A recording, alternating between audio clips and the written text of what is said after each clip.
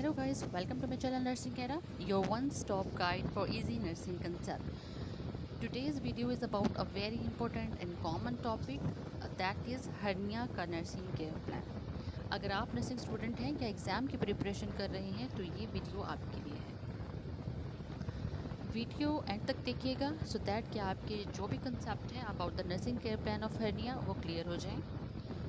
Okay, let's start the nursing care plan for the hernia. Before starting the nursing care plan for the hernia, we should have an idea about what is hernia.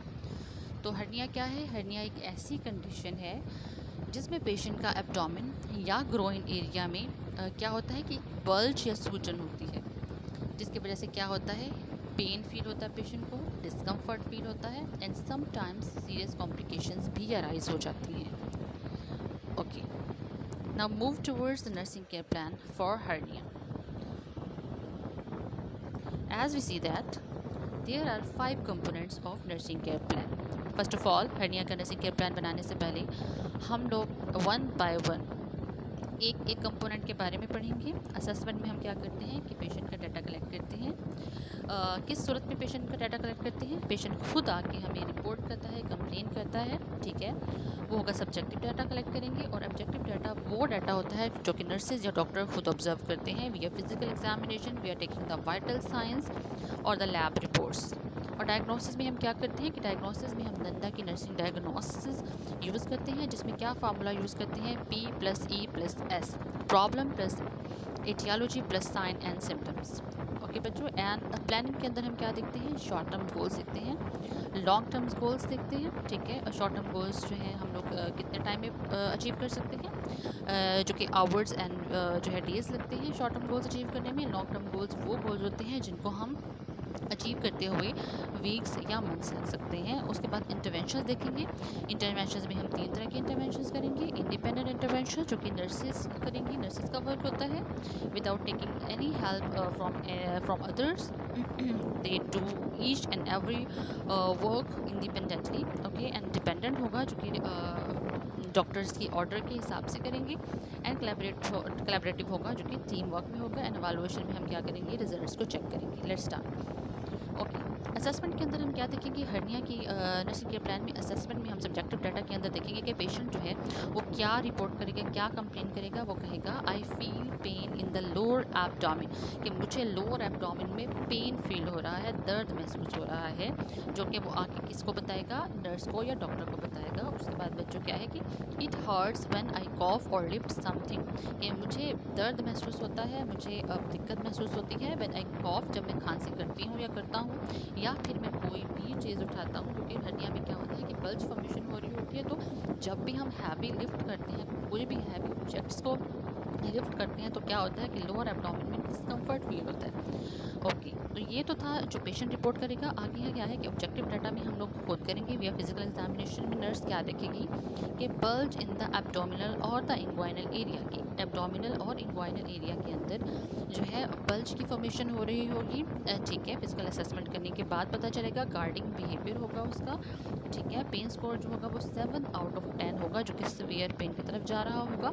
Limited movement की properly move नहीं कर पा रहा होगा. और उसकी जो heart rate है वो भी हाई होगी ड्यू टू पेन. तो ये है subjective data and objective data.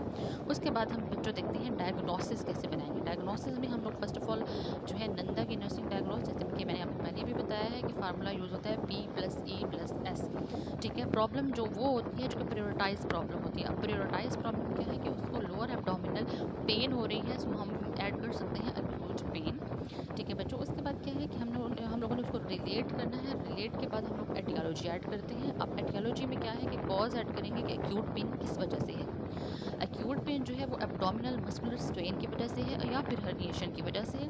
उसके बाद हम ऐड करेंगे as evidenced by. As evidenced by में हम लोग क्या ऐड करते हैं स्टूडेंट्स. उसके बाद हम साइन सिम्टम्स ऐड करते हैं कि हमने एविडेंस देना है कि जो हम ये लिख रहे हैं, हम नंदा की नर्सिंग डायग्नोसिस एक्यूट पेन हमने पिक की है, उसके पीछे एविडेंस क्या है कि हर्निएशन की किस वजह से हो रही है. तो यहाँ पर हम ऐड कर सकते हैं कि कि पेशेंट जो है वो वर्बल रिपोर्ट्स ऑफ पेन, कि पेशेंट अब वर्बली बताएगा कि उसको पेन हो रहा है लोअर एब्डोमेन में, एंड उसके गार्डिंग बिहेवियर से हमें एविडेंस मिलेगा कि हर्निएशन की वजह से अक्यूट पेन है। तो ये था डायग्नोसिस। और उसके बाद हम बात करते हैं प्लानिंग की। इसमें हम लोगों ने जैसे पहले बताया है कि शॉर्ट टर्म गोल और लॉन्ग टर्म गोल सेट करेंगे, जो कि हम इंटरवेंशन के बाद अचीव करेंगे। शॉर्ट टर्म गोल के अंदर जो कि हमें आवर्स और डेज लग सकते हैं, तो यहाँ पर है कि pain will reduce to below 3 out of 10 in 24 hours. के पेशेंट का जो पेन है वो 24 घंटे के अंदर अंदर जो है वो रिड्यूस हो जाएगा। जो सीवियर पेन था वो रिड्यूस होकर 3 आउट ऑफ 10 रह जाएगा, जो कि 7 आउट ऑफ 10 था पहले। उसके बाद क्या है कि पेशेंट जो है वो अंडरस्टैंड कर लेगा एक्टिविटी लिमिट्स इन 1 डे, कि उसने जो हैवी लिफ्टिंग वो कर रहा था उसको नहीं करना है, और किन किन चीज़ों को से अवॉइड करना है, और किन किन एक्टिविटीज़ को लिमिट करना है इन 1 डे, वो अंडरस्टैंड कर लेगा। ओके स्टूडेंट, उसके बाद हम लॉन्ग टर्म गोल्स सेट करेंगे, जो कि वीक्स और डेज भी हम लोग अचीव करेंगे। तो इसमें क्या है कि no hernia complication during this day. अब अगर पेशेंट जो है हमारे पास 1 हफ्ता रहा है, 2 हफ्ते रहा है, एक महीना रहा है, तो उसके अंदर क्या होगा कि पेशेंट जो है उसको कोई भी हर्निया की कॉम्प्लिकेशन नहीं होगी उसके स्टे के दौरान, और पेशेंट जो है वो फॉलो करेगा केयर इंस्ट्रक्शंस को बिफोर डिस्चार्ज होने से पहले। जो भी इंस्ट्रक्शंस को उसको प्रोवाइड की जाएंगी about caring for the herniation, तो वो क्या है कि वो फॉलो कर लेगा। तो ये था हमारे पास प्लानिंग, जिसको हम अब इंटरवेंशंस करेंगे और अचीव करेंगे। तो सबसे पहले हमारे पास इंडिपेंडेंट इंटरवेंशन है। वो इंटरवेंशन है कि जो कि नर्सेज का वर्क है, कि नर्सेज खुद करती हैं without taking any help from other. तो वो इंडिपेंडेंटली कर रही होती हैं। तो इसमें क्या है कि हर्निएशन के पेशेंट में वो क्या इंडिपेंडेंट इंटरवेंशन होगी। चेक पेन एवरी 4 आवर्स, कि हम लोग क्या करेंगे कि पेशेंट का जो पेन है वो हर 4 आवरली चेक करेंगे। ठीक है, कि उसका पेन स्केल की मेजरमेंट करेंगे कि कितना पेन है उसका। और उसके बाद क्या है कि टीच जो है not to lift the heavy things, हमने उसको बताना है कि आपने हैवी लिफ्टिंग नहीं करनी, हैवी ऑब्जेक्ट को लिफ्ट नहीं करना है। Tell patients to support area when coughing, ठीक है, पेशेंट को क्या बताना है कि जब वो कॉफिंग करे तो वो उस एरिया को सपोर्ट करे। ठीक है, उसके बाद क्या है कि गिव कंफर्टेबल पोजीशन, उसको किसी कंफर्टेबल पोजीशन के बारे में बताना है। उसके बाद क्या है कि डिपेंडेंट में वो इंटरवेंशंस होते हैं जो हम डॉक्टर्स के ऑर्डर्स को फॉलो करते हैं। अब डॉक्टर क्या ऑर्डर करेगा, गिव पेन मेडिसिन, यानी एनाल्जेसिक्स जो है वो ऑर्डर करेगा, प्रेस्क्राइब करेगा, तो हम उसको पेशेंट को उसके पेन के लिए एनाल्जेसिक्स देंगे। उसके बाद क्या है कि प्रिपेयर फॉर सर्जरी, अगर जो है सर्जिकल इंटरवेंशन की ज़रूरत हो तो डॉक्टर जो प्रेस्क्राइब करेंगे, ऑर्डर करेंगे कि इसको सर्जरी की ज़रूरत है, तो हम क्या करेंगे, प्रिपेयर करेंगे उस पेशेंट को सर्जरी के लिए। और टेस्ट इफ़ ऑर्डर, टेस्ट वगैरह करवाएंगे जो भी डॉक्टर ऑर्डर करेगा। फॉलो डॉक्टर्स प्लान, जो भी डॉक्टर प्लान करेगा पेशेंट हर्निया के पेशेंट के लिए हम उसको फॉलो करेंगे।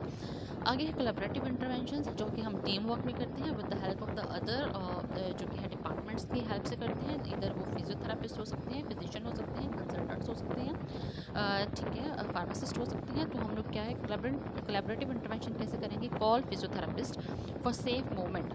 अब क्या है कि वो एक्टिविटी उसकी लिमिट करवानी है, तो सेफ मूवमेंट ज़रूरी है, तो हम फिजियोथेरापिस्ट को की हेल्प लेंगे सेफ मूवमेंट्स के लिए। Ask dietitian for the fibre rich diet, हम डाइटिशियन की हेल्प लेंगे कि फाइबर रिच डाइट कौन कौन सी उसको प्रेस्क्राइब करेंगे। Coordinate with the surgeon for surgery care, अगर तो डॉक्टर ने ऑर्डर किया है सर्जरी, तो हम लोग क्या करेंगे, सर्जन के साथ कोऑर्डिनेट करेंगे सर्जरी केयर के बारे में। तो ये थी इंटरवेंशंस। अब हम एवेलुएशन फेज़ में हम रिजल्ट्स चेक करेंगे कि इधर जो इंटरवेंशंस हमने डिपेंडेंट और कोलैबोरेटिव दी हैं, और जो प्लानिंग हम लोगों ने जो गोल सेट किए थे, एक्सपेक्टेड आउटकम सेट किए थे, शॉर्ट टर्म और लॉन्ग टर्म गोल्स जो है हम लोगों ने सेट किए थे, क्या इन इंटरवेंशन के बाद हमने अचीव कर लिए हैं कि नहीं किए हैं। तो क्या है कि एवेलुएशन में हम देखेंगे कि उसका पेन रिड्यूस हो चुका है, patient avoided pressure causing activities, ये पेशेंट अवॉइड कर रहा है प्रेशर कॉजिंग एक्टिविटीज़ को, कि उसको अंडरस्टैंड कर चुका है। और पेशेंट जो है नो कॉम्प्लिकेशंस, कि कोई भी कॉम्प्लिकेशंस नहीं है अब। और पेशेंट फॉलो ऑल इंस्ट्रक्शंस, कि जो भी इंस्ट्रक्शंस पेशेंट को प्रोवाइड की गई थी वो उसको फॉलो कर रहा है, और उसके जितने भी हम लोगों ने गोल सेट किए थे short term and long term goal, वो सारे अचीव हो गए आफ्टर दीज इंटरवेंशंस। तो इसका मतलब स्टूडेंट्स क्या है कि हमने जो नर्सिंग केयर प्लान बनाया है वो क्वाइट इफ़ेक्टिव है और वो काम कर रहा है। तो हम लोगों ने ऐसा ही नर्सिंग केयर प्लान बनाना है जो कि वर्क करे, ऐसे इंटरवेंशन सेट करनी है जो कि वर्क करनी चाहिए। ठीक है स्टूडेंट्स, और उसके अलावा और ये था nursing care plan on the hernia, very simple, very smart और स्कोरिंग। आपको ये वीडियो कैसी लगी है कमेंट में ज़रूर बताएं, और बताइएगा कि अगला एनसीपी किस टॉपिक पर होना चाहिए। लाइक करें, शेयर करें और सब्सक्राइब करना तो बिल्कुल ना भूलें। Thank you so much.